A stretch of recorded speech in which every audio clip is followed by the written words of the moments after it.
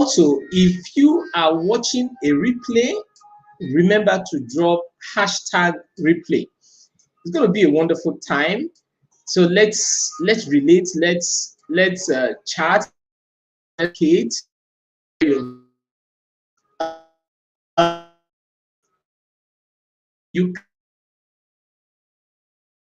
mute. Can you hear me? Ikechukwu, can you hear me? Who else can't hear me? Okay, you can hear me. Oh, great. You can't hear me. If you can't hear me, please drop it in the comment section. I can't hear you.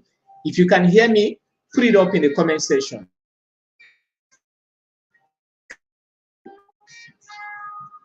Can you hear me? Anybody?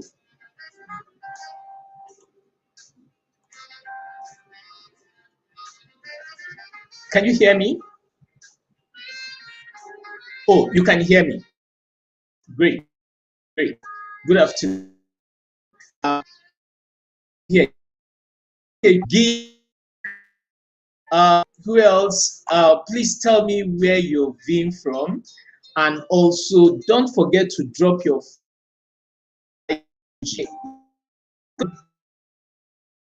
ready to unleash the ready to expose the things we need to know. He's a great guy. I've known him for years, and he's also into the financial world. You're welcome, Rosemary. You're welcome. Being from Ikechukwu Gift, Rosemary. Tell me where you're being from. Who else is joining us this day afternoon? Okay. You're watching a replay. Please drop hashtag replay. And don't forget to share this video. Tag your friends in this video. Let them benefit from what's going to be shared today. Let them, let's be a blessing wholesale to everyone around us. All right, it's an amazing Saturday. It's an amazing day. And I believe you're having the best of your day. I believe you're enjoying your day. Saint Valentine, you're welcome. I believe you're enjoying. What I tell people is things will never happen until you start making things happen. I'll say that again. Things will never happen until you start making things happen. So it's about time you start making a whole lot of things happen. You're welcome, Fortune. You're welcome. You're welcome, Rosemary. You're everyone. So we're going to hit the road right now. But I want to just say a few things. From April, meet and greet is going to be strictly streamed only on YouTube. From April, it's going to be streamed on YouTube. So hook up with me on YouTube. And don't forget to subscribe to my YouTube channel. Don't forget to subscribe. So, and when you've subscribed, please activate the notification bell so that when I drop valuable content, you'll get it. All right. Let's not forget that from April, meet and greet with the FBI coach is going to be only on YouTube. Okay, so let's get there and explore the platform. Let's share this as far as we can. You're welcome, Aban. You're welcome, Abosede Olabisi. Welcome, everyone. Okay, I'm going to bring our guest right now because he's ready as I am ready. If you are ready, drop comment. Yes, I am ready. If I want to see it in the comment section, if you are ready, drop it. Yes, I am ready.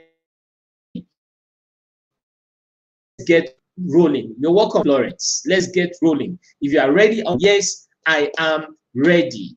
Our guest is ready. You know, there's this saying that once the student is ready, the teacher will show up.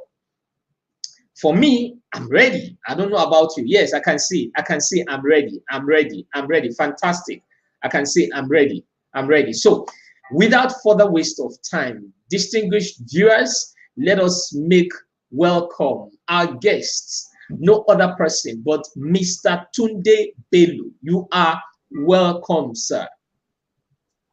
Good afternoon. Good afternoon, Charles, and everyone. You're welcome, my brother. How are you doing today? Yeah, very well. It's been a very busy day for me, but I'm fine. I'm fine. I can imagine. You're looking Yeah. so jollification and relaxed.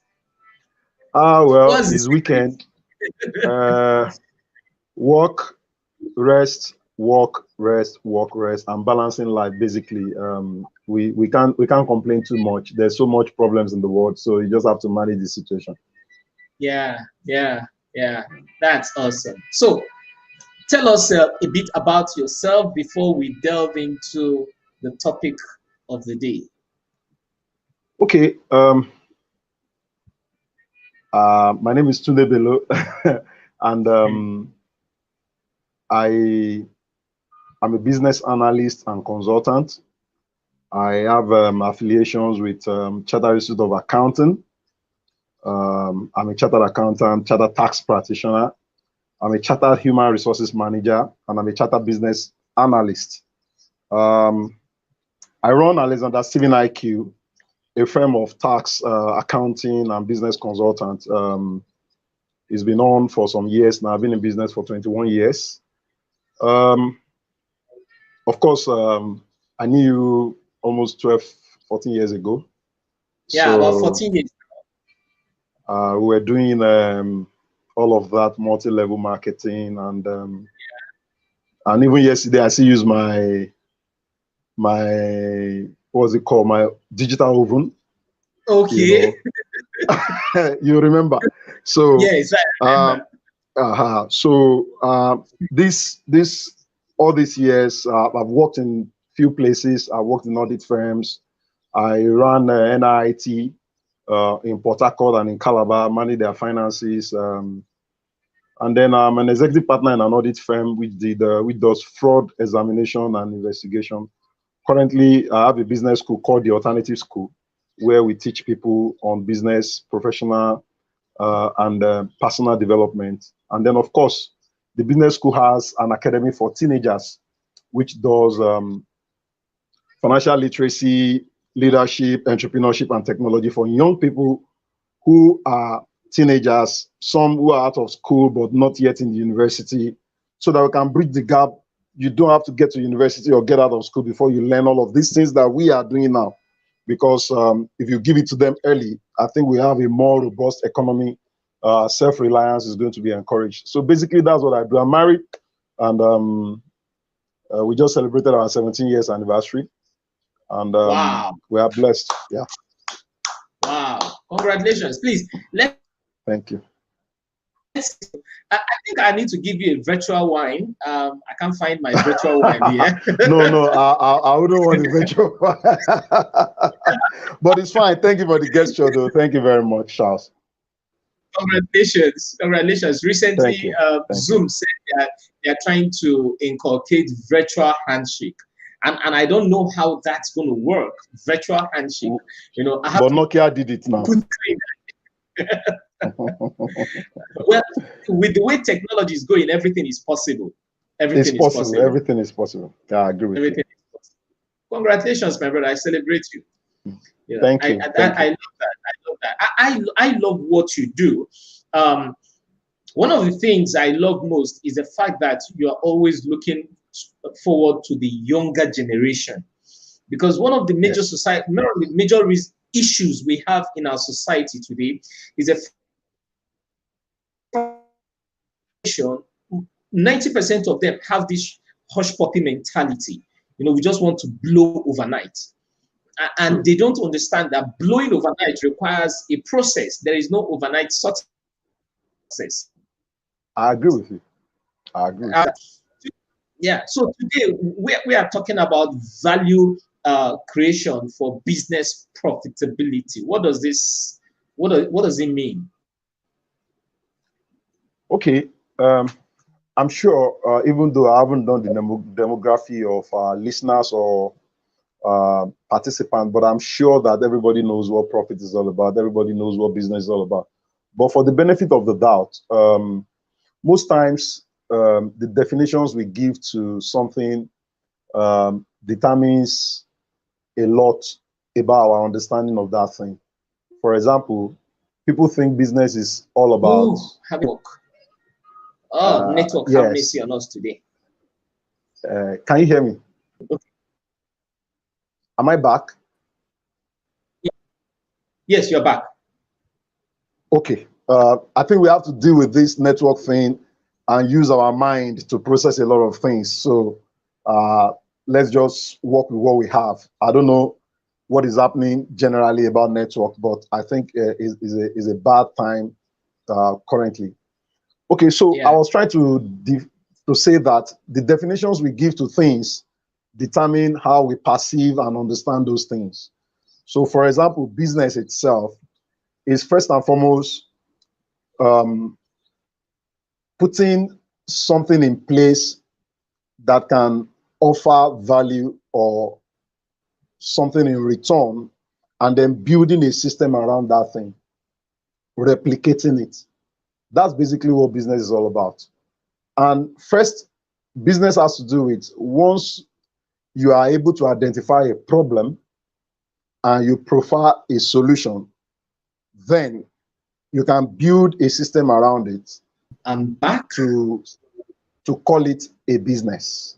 I lost you. I Oh, lost okay. you at some point. All right. So I was saying that To business define is network. first business is first identifying a problem, professing solution to it. You profile a solution to that problem you've identified and build a system around that thing so that you can replicate it. So that anytime anybody comes around, they have that thing that you call solution. It can be a product, it can be a service. And that is what business is all about.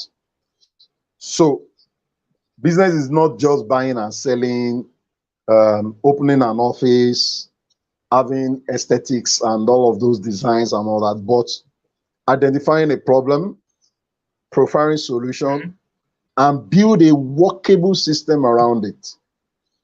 That's one. Then when it comes to profitability, it has to do with, it has to do with one, using available resources. It can be human, non-human, it can be physical, non-physical. Using available resources, most times we call it capital, and efficiently turning it around Mm-hmm. for a return.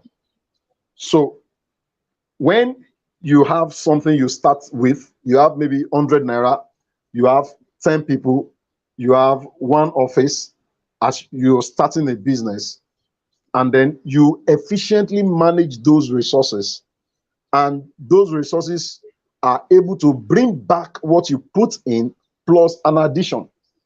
That is profit. So when we put those two things together, we can say business profitability. So we're looking at a working system that provides solution to a problem using available capital or resources and generating additional return. So basically, I just want to be as simple as I can. That's what I call business profitability. Then when you now look at the issue of value, this is the crux of the matter. The issue of value is the first thing is about the issue of satisfaction and deliverables. The issue of what you're delivering and what you're delivering is given to the person who is getting that deliverables. So value is the reason, is the purpose for which someone is being employed. Value is the reason why someone is being married. Value is the reason why someone is a friend to you. Value is the reason why you keep seeing me where you want to see me. Value is the satisfaction I derive every time that I have you, that I have your product, that I have your service, that I have your conversation, that I have your companion, that I have your appearance and all of that. So Value is the reason, is the purpose, is the why a business is established. Value is the reason why a staff is employed. Value is the reason why a man or a woman is married to. Value is the reason why foreigners will come to your country to look for something. Value is the reason why you look for something. Value is the worth of an activity, the result that comes from an activity that is worth the time. So if you look at all of the things that I've discussed or that I have defined in my own way, I'm not saying there are no other definitions, Yeah. you will understand that most people pursue profitability without having value or without understanding value. Mm, mm. Most people pursue profitability without understanding value. You can't have profitability when there is no value. Once there is value, value is what everybody pays for. Value is the reason why you're using the phone you're using now to connect with me. Yeah. Value is the reason why the people who are listening to us or watching us are seated there, not doing any other thing. Value is the reason why you waited for this 3 o'clock for this to happen, because you expected something to come out of it. So Yeah. if there is no expectation, of course, there wouldn't be any need for us to converge. So basically, business should, or individuals, or everybody should understand value first before profitability. It is value that drives profitability. So let me just pause there. I don't know if you have any question. Okay. I think the one that struck me most is the fact that you said that most people pursue profitability without having value. Can you stress more on value? Because I All right. love that Now, value. here is the thing. Say I set up my business, for example. The first thing is, why is that business established? Yes, most people will say business is for profit, but there are different stakeholders in businesses. Different stakeholders. We have external stakeholders, we have internal stakeholders. Now, if you set up your business and your business is to provide, say, consulting services. Now, at the back of your mind, you're thinking people will come and patronize you, Yeah. right? Mhm. You're thinking once you put this business down, once you design your website, once you choose a color, once you choose a logo, once you choose a location where the business is going to be, once you wear your suit, once you employ people, once you design and paint your office, people will come. No, it doesn't work that way. You can have a good product, a good service, but doesn't meet people's needs. So that's where value is missing. So if you put the business down, you structure it very well, but what comes out of it does not meet people's needs, does not solve problems, does not achieve the purpose for which you want people to come. It's like this phone that we're using. I Yeah. bought this phone for a certain amount of money, but before I could pay for this phone, someone said to me at the phone sales shop that with my fingertips I can take a picture. Someone Mhm. said with my eyes shut I can close down the phone. I can shut down the phone. And someone said with my voice I can open the phone. Mhm. So the purpose for which I am buying the phone is aligned with the specification of the benefits I am going to derive from that phone. So I look at all of those things that that phone can do for me, and they assign a price to it. They assign 100,000 to it. And the next question is, why should I pay 100,000 for this phone? And then the person said, these are the reasons, these are the reasons, these are the reasons. So if I come there and I saw the reasons and equate it with the price that they call, and I look at what is going to come out of my pocket, then I'll be able to attach a value to it. So the more people see value in that phone, the more they come for it. The more they see benefit from that phone, the more they come for it. Now, this person has seen that people are coming for this phone because of what it said it can do. Yeah. So they keep coming. That is frequency of occurrence. There is value, there is volume, and there is frequency. So there is value, the benefit I'm going to derive. And every time I want that value, I am seeing it. That's the volume. And anytime any other person wants to come, you can go there and get it. So they pay for it. So now it is in the volume and the frequency that goes more than the cost of acquiring that phone in the first place. So if they are saying they want to make profit and they are employing salespersons, they are employing business managers, they are getting a good location, they are doing all of those things without people coming, then there's not going to be profit. But people coming are not just coming to do sightseeing, they are coming to pick up the phone so that they can have value. So the moment I pick up that phone, I paid for it, I use my fingertips, I use my eyes, I use my face, I use my voice, and all those things that I achieve. And I'm like, wow, there's this feel of sense of worth that, okay, I actually derived fantastic benefit from it. So I'll be willing to pay for it. And then I can tell another person that, oh, or maybe somebody saw me use that phone and they're like, how did you do that? I'm like, it's a feature of this phone. And the person says, I saw this phone that Tunde used the other time. I think I'll get this phone. Frequency of occurrence. People are coming. So the system is being replicated. And in doing that, there is money available. So people pay for that value. And when value is more than the cost, then there is profit. That's true. Okay, so now looking at the situation we're going through in our world today, that everything is going mobile. Now, how do you think this profitability is going to, like you said, that the value drives the volume, which also affects the frequency, that in turn produces the profitability. So how do we bring it to the mobile device we use, tying it to businesses around the world, small businesses, multi-level marketing, be you an employee, you sell products. So how do you marry this together?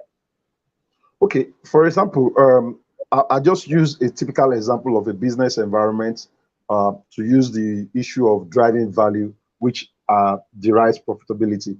First, everybody, particularly in Nigeria, we have to understand that we have a situation in our hands which is not just applicable to Nigeria. The pandemic, for example, as it was first an health issue, and then it became a security issue. It became an economic issue because people couldn't go out. And then because people couldn't go out, availability of money became an issue. And because there's non-availability of money, there's an economic crunch. So the little that is available will be carefully spent on what is needed only. So if you're doing business, your business has to be structured along the value chain of needs. Along the value chain of needs. So if people have choices, would they choose your business? If I call your office and your customer service answered me wrongly or rudely, will I come back? Because people have choices. So, and once there is a choice, that is why it's good enough that any business that is establishing itself must understand the market and the competitive market. You must understand who are you competing with. You must understand what comparative advantage do you have. What comparative advantage does that person have over you?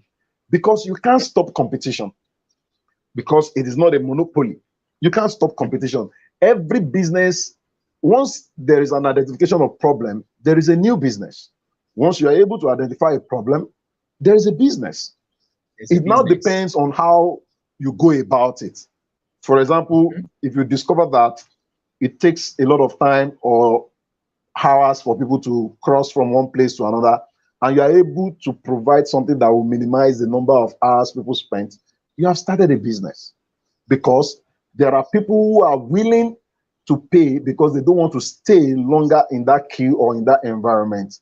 So when it comes to the small businesses, anything that we are doing, we must first understand value from the proposition of first, what are we offering? What are we offering?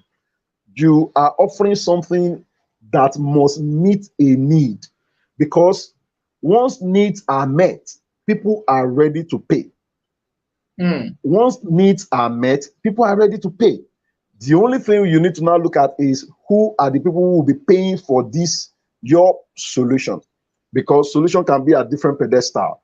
Yeah. People who eat in five-star restaurants and people who eat in no-star restaurant are getting satisfaction, Yeah. but exactly. So the same thing applies to people who use a particular phone that sells for 700,000 and people who use a particular phone that sells for 10,000 naira.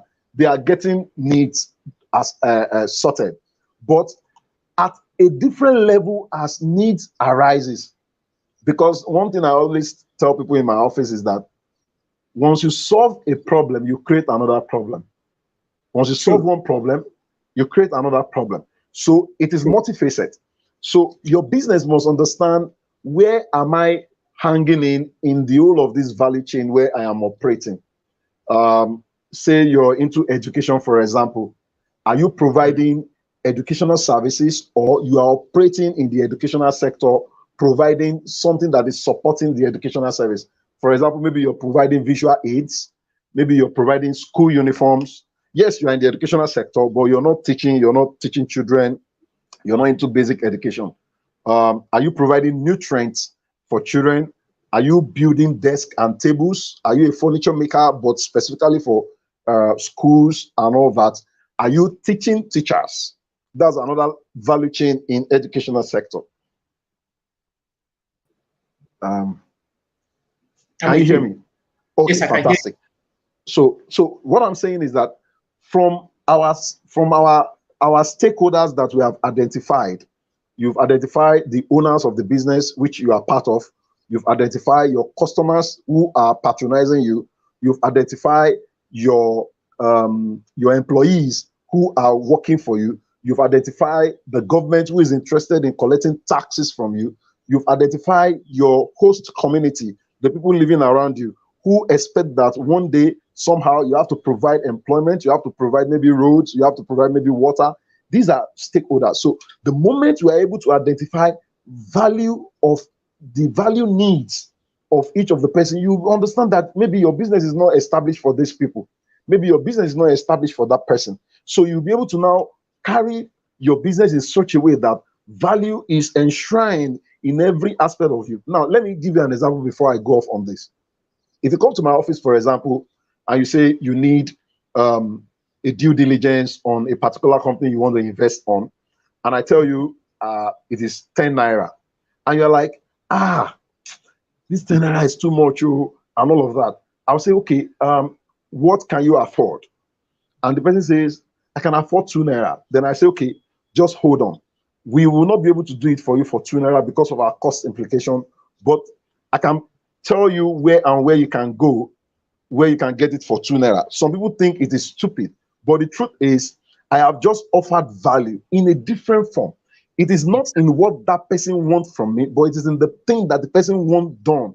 So the moment that person get that thing done, he remembers that, okay, this guy was the person who helped me to get this thing done. The moment that person leaves my office, is leaving a better person, better informed. Yes, he's not dealing with me, but the truth is, I have established a value chain. And the fact that this person knows that, okay, this guy provided a B2B solution for me. Yes, he's not able to provide this for me, he's able to provide that. Now, if I say we can't do it for 10 naira, we can't do it for 2 naira, just get out of my place. Now, what I have done is to make sure that I have rubbished my business.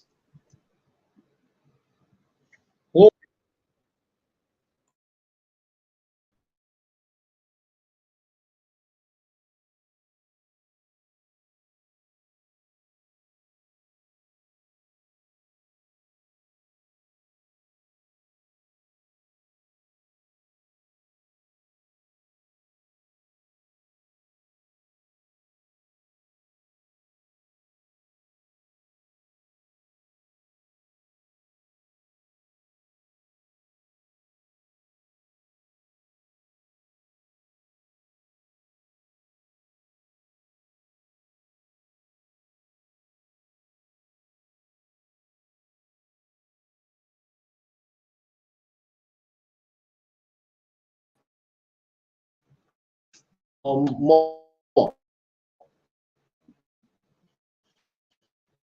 What's wrong with us? Someone please call 911 to fix this network. Like this for the past week, just erratic, going up and down. I have switched to 3 different networks. 3 different networks. I have switched from my MiFi to my router and to hotspot. I have switched to 3 different networks, and it's still not getting through. How this is going to work? He's really dispensing value. He's dispensing so much value. When we lost him was where he talked about referring someone to a cheaper place where he can get his problem solved. And the truth is,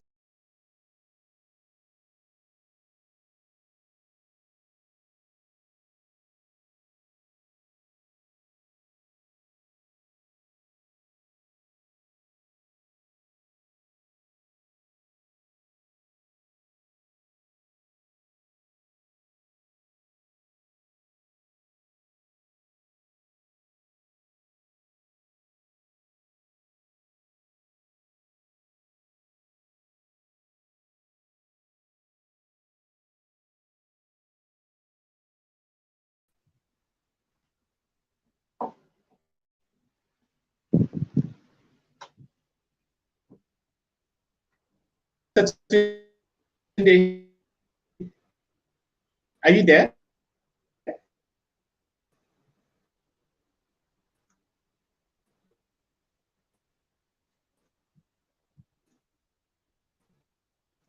I'm back. Okay. Sorry about the breaking transmission. Yeah, it's okay. Can you hear me? Can you hear me now? Yes, I can. I can hear you. See you now. Okay. Sorry, where was I?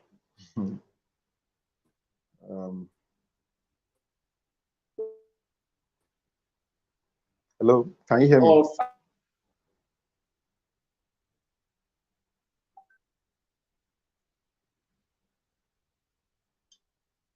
Are you there?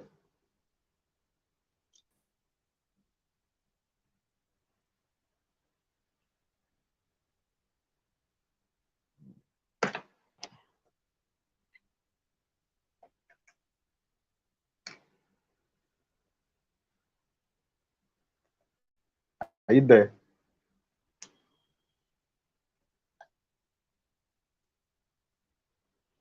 Wow. Are we back? Okay, I can see you. We are back. Okay. Viewers, we're Okay. sorry about this constant breaking transmission. Okay, so I said we lost you at the point where you said you had to refer to the person to a place where he can get the service done for 2 naira. Okay, fantastic. So what I'm saying is that our business must be structured in a way that every aspect of our businesses, every areas, the human resources, the customer relationship management, the value, the product and services that we offer must offer value to every stakeholder that comes in contact with our business. It may not be the aesthetics that we want, but something in a way that people will be able to appreciate that, okay, I have come to this business, I've had contact with this business, and I've been able to enjoy value. I'm enjoy value and I'm able to pay for what I am offering. So when you look at owners of business, for example, what do they expect? The financials of the business, people who invest in your business, what do they expect from your business? They expect value in terms of returns on their investment. What do your staff expect? They expect value in terms of wealth and sense of belonging that they get from doing business with you, for being engaged with you. They expect that their own goals, we call it goal congruent, their own personal goals are also achieved while they are helping you to achieve your own goals. Because every business has its goals, but every individual that is employed into that business also have their goals. For example, someone may be working with you for the next 4 years just to get all the experience they need to go to somewhere else. The truth is, you can't not do away with such things. So while that person is there, between the 0 year and 4 years that the person is working with you, what do they get from you? They get experience, they get a good working condition, they get the ambience, they have the sense of belonging. During brainstorming, they are able to produce an idea, they produce idea, and then you're able to accept the idea, you're able to view it, you're able to sieve it and add it, and they can see that there's what we call value added statement in a financial account, in a financial statement. Value added statement. Now, in that value added statement, it is broken into places.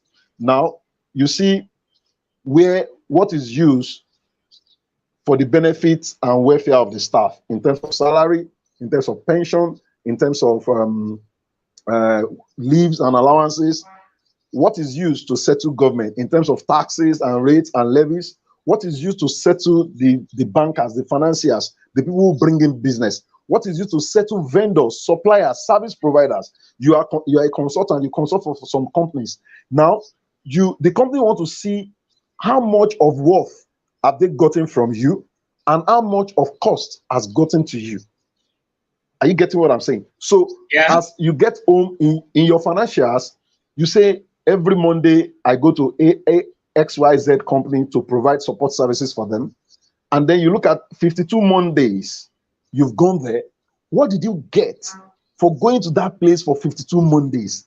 You've taken your time to give them your expertise. You've trained the staff. You've gone through their procedures and standard operational procedures. You've helped them in their financial analysis, in their financial literacy. Yes, you have put in effort. But at the end of it all, what did you get from them?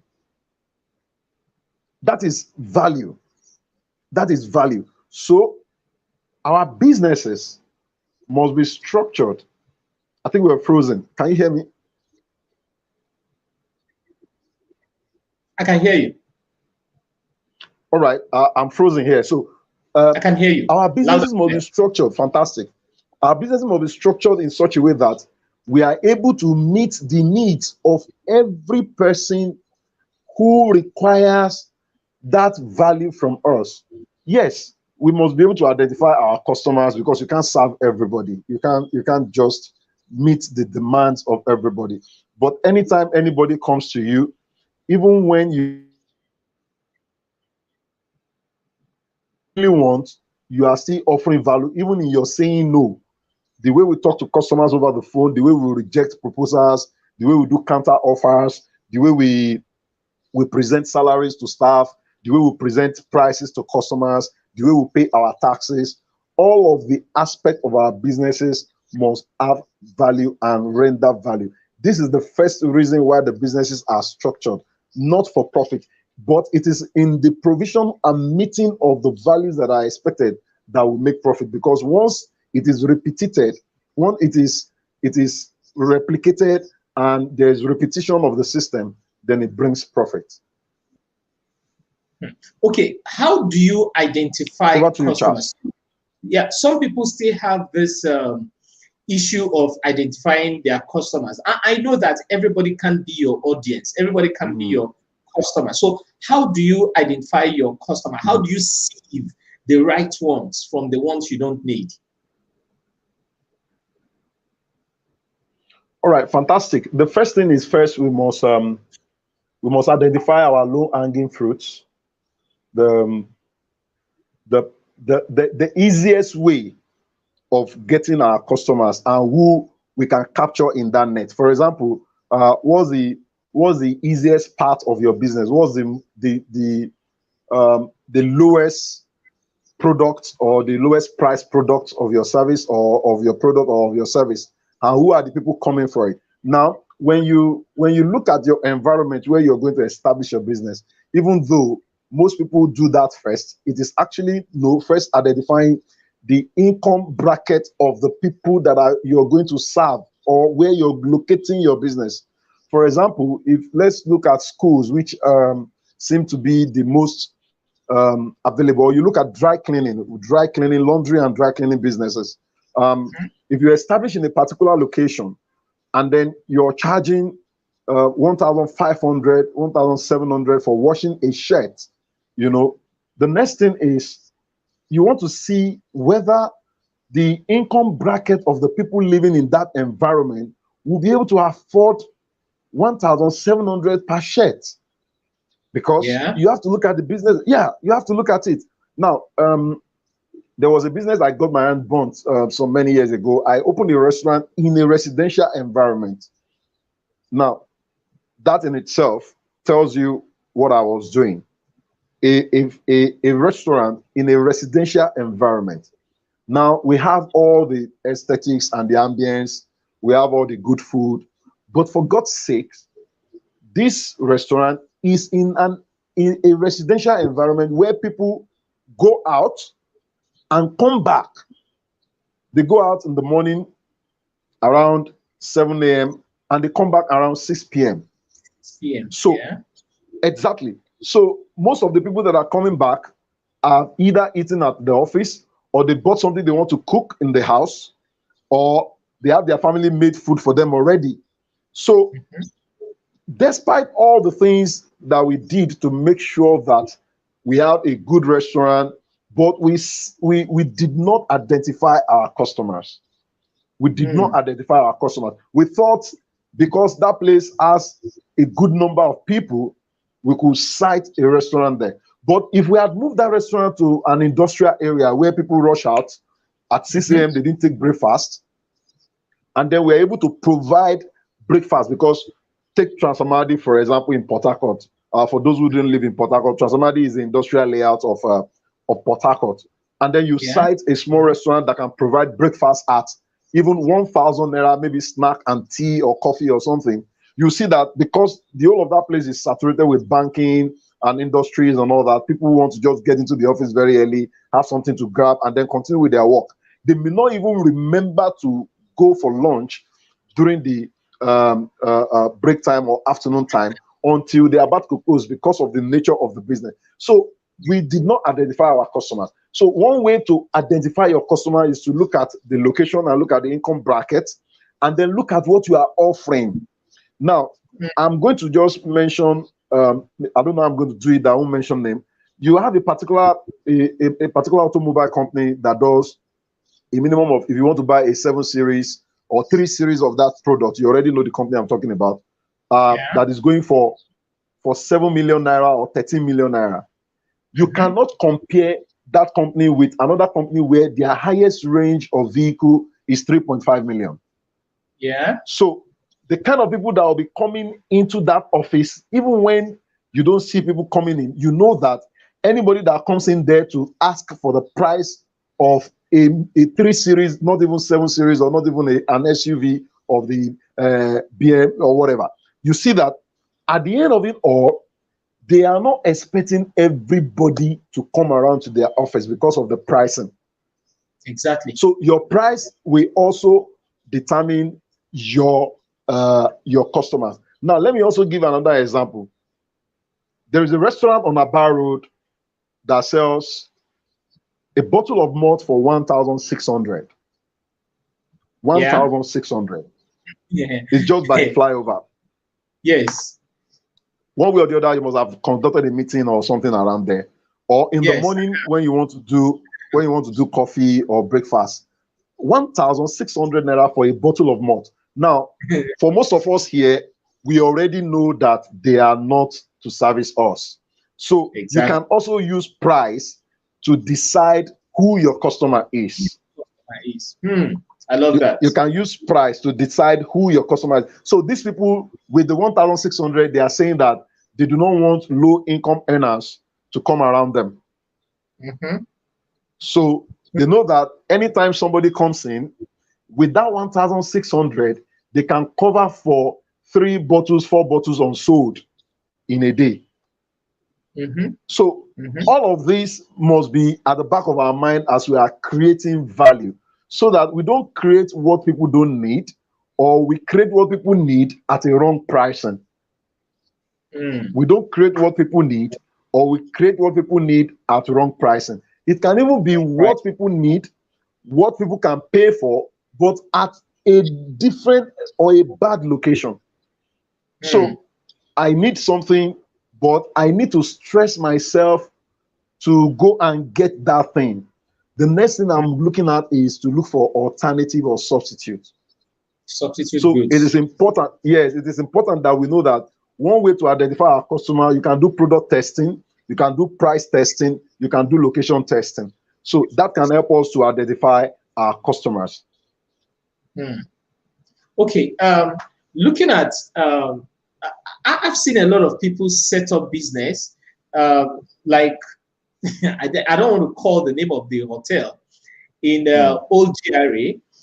I went there to have meetings sometime, and we didn't ask how much is a bottle of drink. So at the end of the day, what we actually requested for was, I took a bottle of Coke and my friends took water, and a bottle of Coke goes for 1,500. So when they brought the bill, what we did was we laughed. Now, we laughed because we didn't ask, number one. Number two, we laughed because we could see that the people seated there are from a particular niche. Exactly. So what I now consciously do is I now visit there just to build my network, because the category of people I'm looking for is found in that place. So it makes sense. What you're saying ties together. Okay, so exactly. now, apart from the location, the pricing, and okay, you were about talking about substitute goods before you delved off. Can you throw more light in that area? Yeah, once there is a substitute for your process or your product and your service, you know that your pricing has to be appropriate.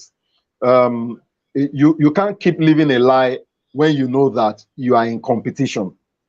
If you're in competition, hardly there's anybody who is not in competition. It's just that you have to decide, you have to determine what kind of competition you're doing. Do you want to come into this market, or do you want to come into this business with a price that breaks the back of the person who is already existing, or you want to introduce a new product in that same sector or in that same line? Now, when there is substitute, it means that people will always price along the line of the knowledge that there is a substitute.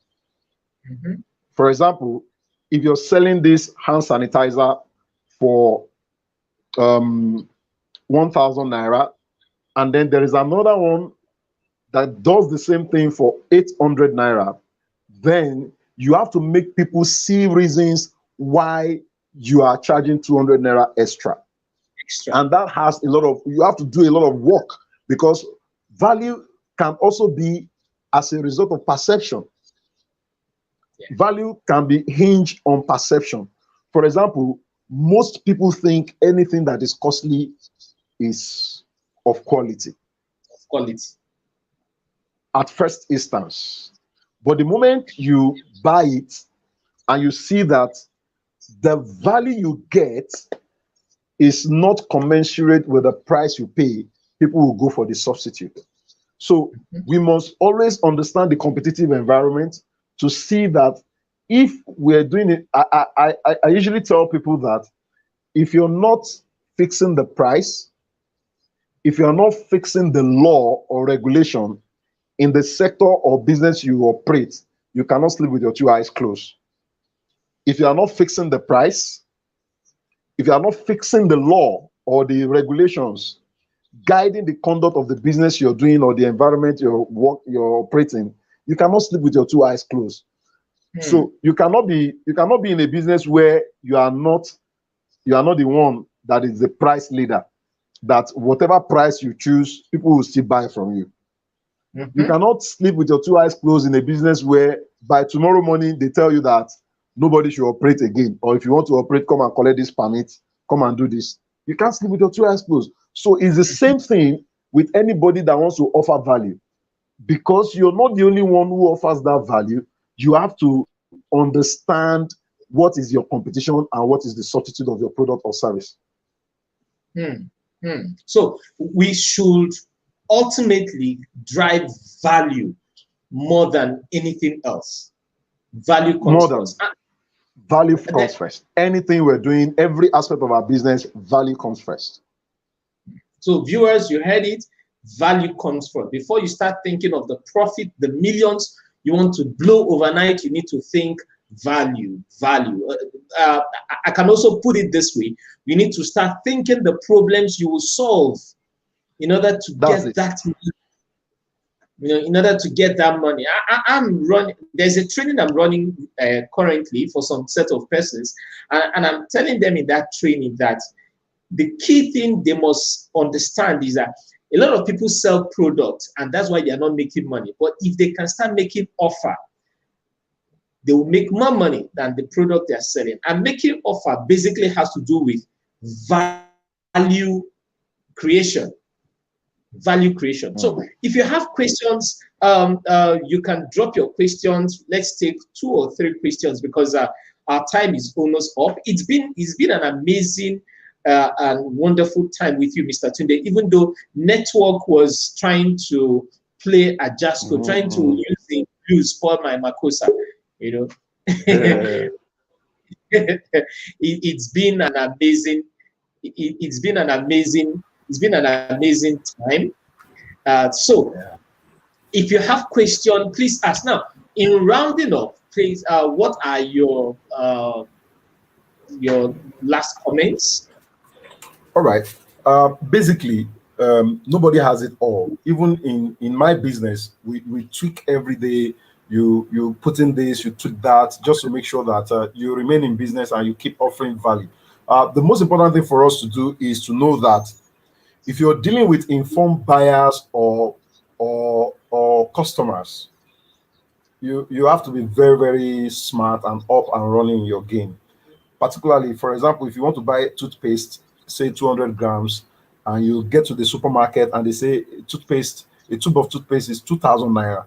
The first thing you want to look at is why. Yeah. Because you have an idea of how much that should cost.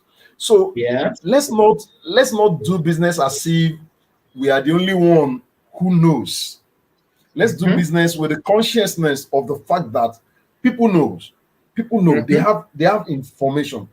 There is an informed buyer, there is a non-informed buyer. So if you're dealing with informed buyer, you have to keep providing value every time. If not, they will question your ingenuity, they will question your value system, they will question your pricing system, they will question your existence as a business. And once there's question everywhere, then nobody will patronize you anymore. In other words, once they have an alternative for you, they say bye-bye to you. That's it. Okay, we have a question here from Gift. In a situation where you have lots of products, how do you niche down to offer value? Okay, the truth is, if you have a lot of products, if they are consumer goods or they are not customized products, for example, if you're selling daily needs, there's no need to create a niche, because what you're doing is just, well, let me put this caveat: survivor first. What did I say? Survivor first. Survivor before sustenance. Yes, survivor before sustenance, and then before essence.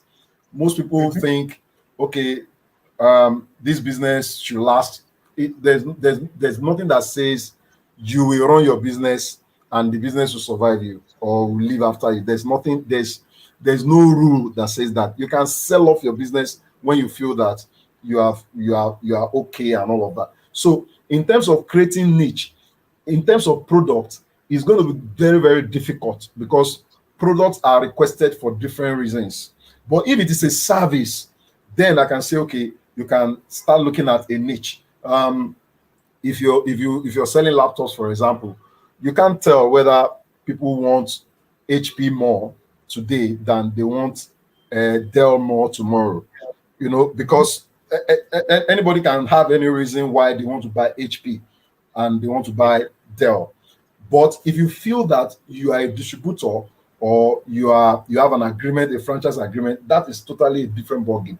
But if you're offering a service, then you have to look at the people in your environment, the people you want to serve, and then key on it and say, okay, this is the people you want to serve and this is what you want to offer them. But then first, survival first. You can do many things at first, then later on, I don't know how many years, I don't know how many months that you're going to do that for you to know that this is what people know. But of course, you see trend, you break down. There's what we call cost center analysis or profit center analysis. If you have 10 products, which of these 10 products give you more profit than the other? Then you begin to concentrate on it. You begin to put in your effort into that. But while you're still surviving, you are still juggling things together, like you're in the circles, and then make sure that you survive first before sustenance. Before sustenance, then comes essence. Then you can now leave the business for your grandchildren and great grandchildren. Exactly. And I can tell if there are just one or two businesses in Nigeria that has built to essence. The Dan Tatars.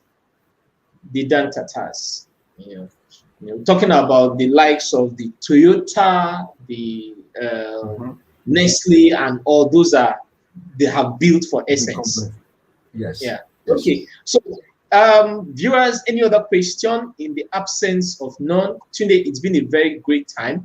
We're going to have you again on a different topic.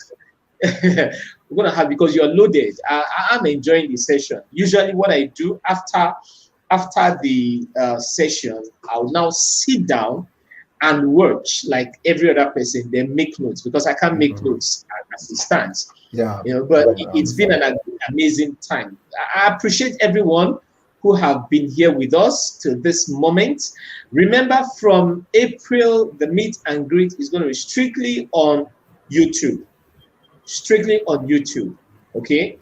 We appreciate every one of you. Please remember to stay safe. Remember to eat healthy and live healthy. It's very, very important.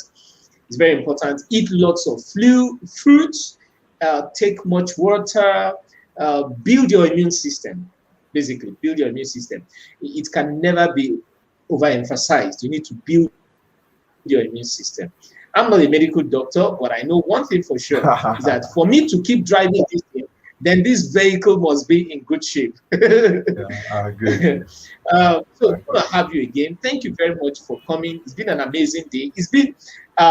It's my pleasing pleasure and privilege to be your host on this wonderful program. God bless you all and have a wonderful Saturday.